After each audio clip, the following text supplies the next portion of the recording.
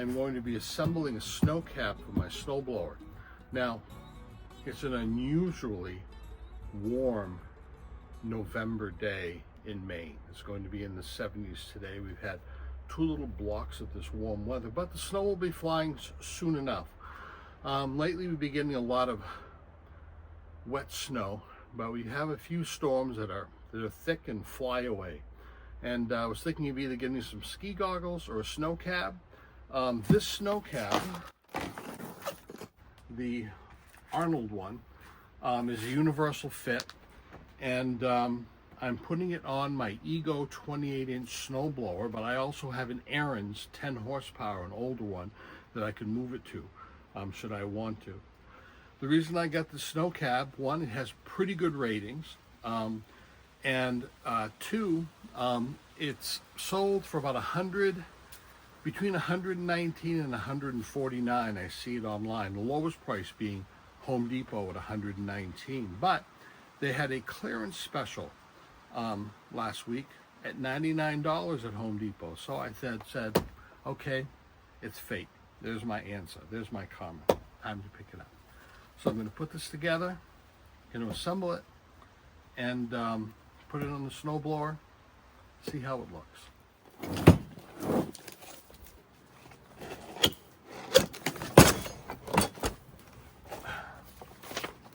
Assembly instructions.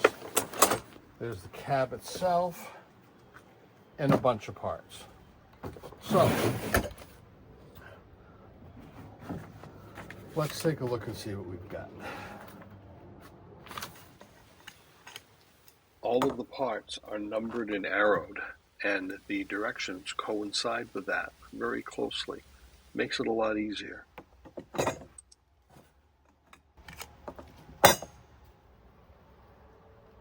These are the 2 horizontal pieces that will go parallel with the handlebars.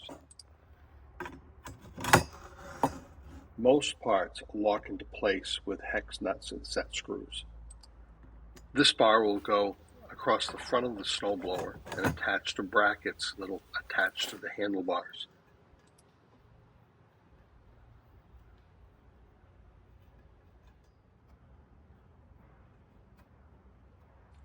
All of the pipes are labeled like this. These pipes will hold up the front windshield. And these pipes, the side flaps and the rear part of the cab.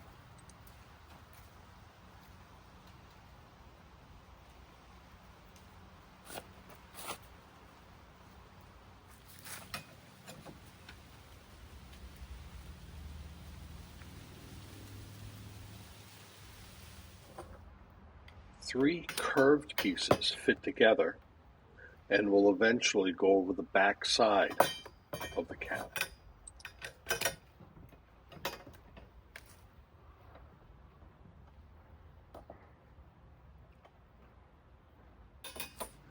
So, this is the back of the cab that you walk into to enter it.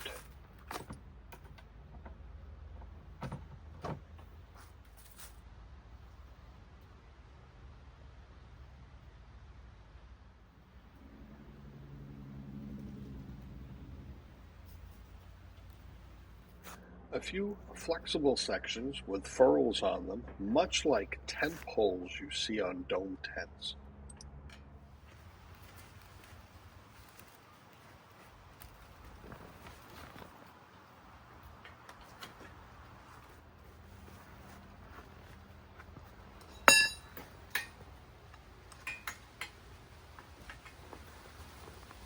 Okay, here's a problem I've come up with. I'm supposed to have 4 H rods. They have a metal furrow on this end and nothing on this end. But one of the H rods is an I rod. So I've got 2 of these and I'm supposed to have 1. Now this is the same length up to this dimple right here, which crimps it onto this rod. So I'm thinking that I might be able to take this furrow off if I'm lucky. So I'm going to work on that now. Fingers crossed. Better than going and have to return the whole thing and get another one since I have it half together. Well, I'm back. I took the grinder and I cut the furrow lengthwise like this without doing hardly any damage, and it came off. I wasn't able just to pull it off with pliers though.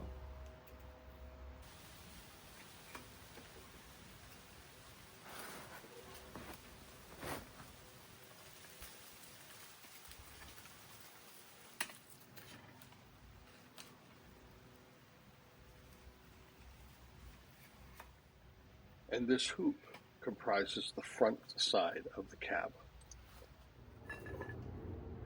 And thus began the comedy of errors. I had to slide the canopy up over this hoop, and when I did, pipes, which are supposed to be loose at this point, would fall out, and then I'd put it in, and another one would fall out, and I'd put that one in, and then they'd both fall out. I felt like I was the sole actor in a Three Stooges episode.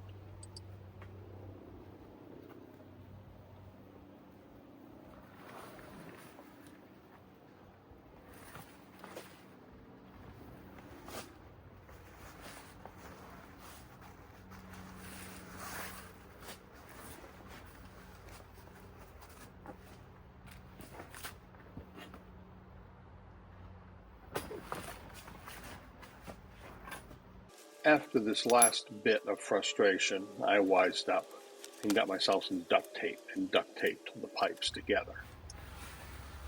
The hoop fits in a large pocket in the front of the cab. These large elastics fit over the corners on the back side.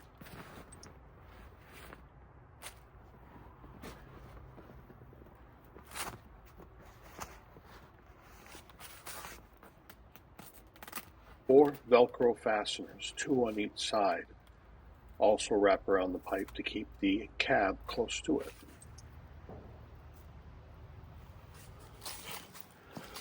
Well, down into the dungeon. Yeah, I've got Ego tools. There's the lawnmower. And here are my 2 snowblowers. My Aaron's, which is 24 years old now. It's in retirement. It's there if I need it. It's been the best snowblower I've ever had. I have never done a repair except put a pull cord on. And this is my 28-inch Ego snowblower, of which I am about to bring up now so I can mount this thing on it. I'm just throwing one little 5-amp Ego battery in it, which is more than enough to wheel it around for a while.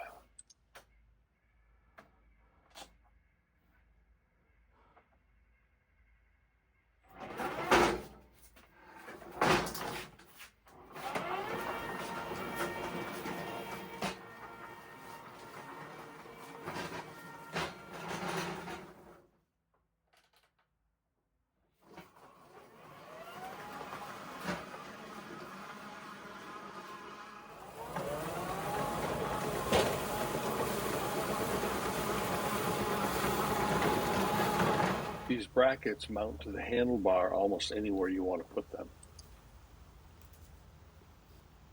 But before I do that, I've decided to wrap the pipe in electrical tape just to protect the paint.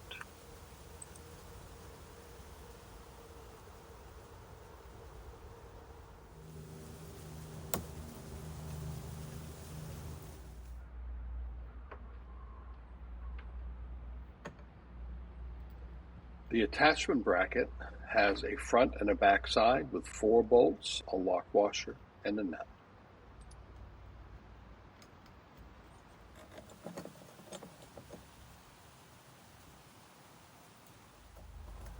I decided the best way to do this was to tip the snowblower on its nose, and it gave me better access.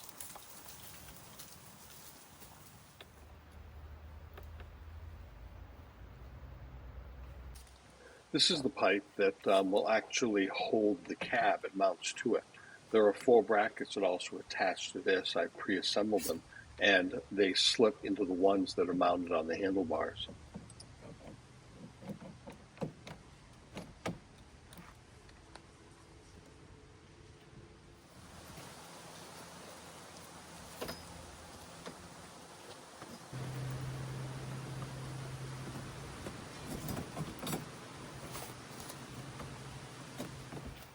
Well, the installation is complete. I took and moved these brackets when you weren't looking from up here to down here because this bar was way up here, almost in my line of sight. And I think this is about right where it is now. These hold it from falling down this way, and they clamp really tight. The only thing is if I get a lot of wind, if it should move, there's a hole right here. And if that's the case, I'll drill into there, I'll tap the bar, and I'll put a screw where I want it, and it won't move again. Now there's another thing too. There's a set screw right here and over there, so this whole bar pulls off. The only thing is that once you tighten everything up, it kind of binds it, so it's really hard to push this pipe off, but I could do it. But the set screw here would allow me to lift this pipe out here. So between there or here, I can take this off, because I don't think I'll use it just for a little snow. I'll use it when I get those blizzard conditions. But I could lift it off, and I'm also a little bit concerned because there's a possibility that I won't be able to drive into my garage with this. In fact, there's a really good possibility. In fact, I'm looking at it now, and I'm almost positive. So I'll have to take this off to get the blower into the garage the way it is. I thought that might happen. Now, a couple of other things. On the front, right here, is where one of my headlights is, right here, and there's another one down there. They're all over the place on this thing. I mean, it is a battery unit. So you can unzip this up and down. I want to do is I have to reset it, and you can roll this up, and there's a piece of Velcro to open this up for your headlight. Now, I'm not going to do that, and the main reason is I never snow blow at night. It's always during the day. Rarely do I do it at night, and if I did, I had the headlight in the front too, so that'll be okay. But the unit seems to me to be very good quality. It took me about 2 hours to put it together, and the directions are really quite clear, but you have to look at them carefully and kind of decipher what they want to say. But once you decipher them, you realize it's quite clear. Everything, like this is a J bar, everything is clearly labeled. I did have that one rod that was the wrong one, and I had to alter it, but that worked out good. I just took the furrow off, so that worked out well. So now to see if I can get this in the garage. Oh, one more thing I wanted to show you. Some people were saying that it was very difficult to look out of this because it was so wrinkled and crinkly. I'm finding it very clear. There was one way to fix this that people talked about, and they said if you're careful, if you use a heat gun. They tried a hairdryer, but it didn't work. But you use a heat gun in here, and it just takes the wrinkles out. And I might still do that because there still are a few, but I'm really satisfied with the way it is. You can see it's still very clear. It's not a problem. The wind is blowing really hard now, and I'm hoping the rest of the leaves come down because I also have the commercial blower that uses the batteries that came with the snowblower. So, time to get this downstairs.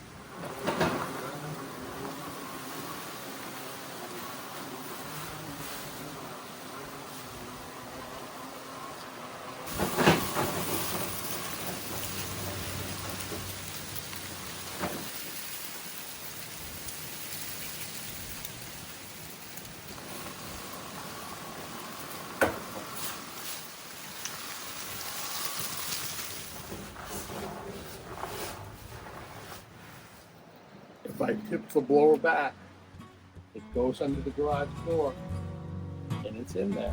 Yay.